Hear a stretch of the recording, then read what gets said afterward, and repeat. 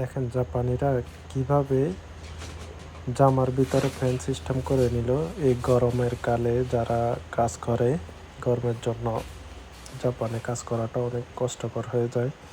তার জন্য কি করছে জাপানিরা, এই প্যান সিস্টেম জামা বের করছে। তো দেখেন এই প্যান সিস্টেম জামাটা প্যান কিভাবে আমি সেটিং করতেছি। দুইটা পাকা থাকে, বুকে দুই সাইডে দুইটা পাকা আর একটা ব্যাটারি। এতে আমি এখন পাকাগুলা সেট করতেছি। কিভাবে পাকাগুলা লাগাই, এই যে দেখেন আমার জামার ভিতরে পাকাগুলা লাগানো হয়ে গেছে। তো আমি এখন লাইন দিচ্ছি, লাইন লাগাচ্ছি। আর এই হলো ব্যাটারি।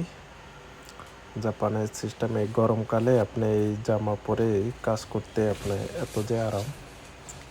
এই যে দেখেন আমি ফিটিং করে ফেলছি জামাটার সাথে।